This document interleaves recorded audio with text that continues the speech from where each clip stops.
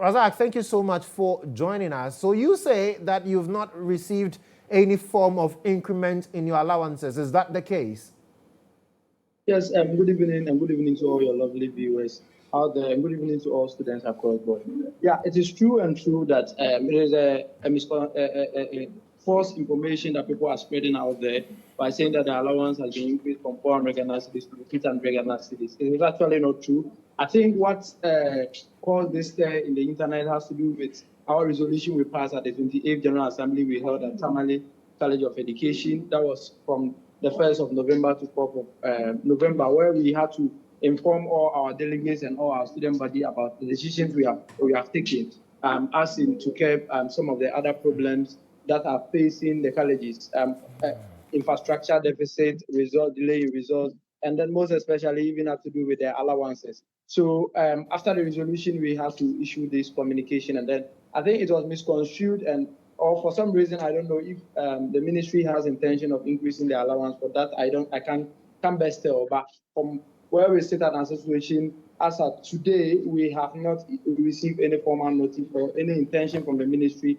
as to them increasing the allowances from 800 Ghana cedis to 400, from 400 Ghana cedis to 800 Ghana cedis. Interesting. So this was completely misconstrued. But talk to me about the arrears owed your members. Where are we with that? Yeah. Yes, with regards to arrears that are currently being owed to all students within the college space, we currently being owed about 4 months of arrears that have actually not been paid. That's for the semester that just ended, the 2023-2024 academic semester that ended somewhere in October 11. The arrears have not been paid. Even the feeding component to help the principals to be able to feed students in these colleges have actually not been paid to.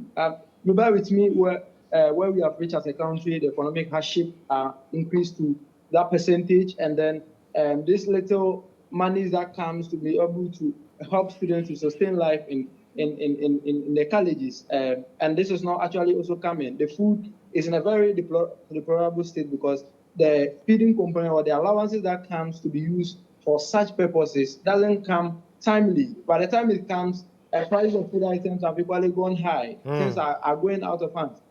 Right now, what we are faced with is that the allowances, which a part of it has always been taken for feeding, has equally increased, making the student take home reduce drastically, like 133 Ghana cedis. And even with that, it doesn't even come on time.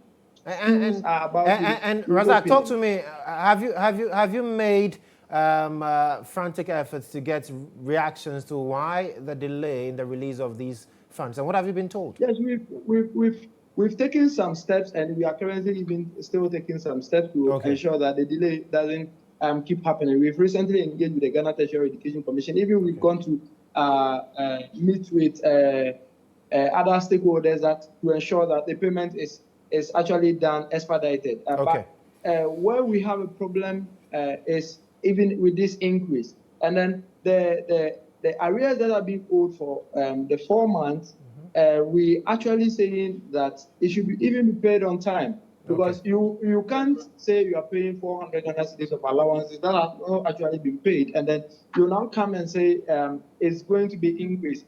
I mean, we are even still struggling with this one, and we hope that the government will uphold her commitment into fulfilling Razak, thank you so much. Thank you so much for speaking to us.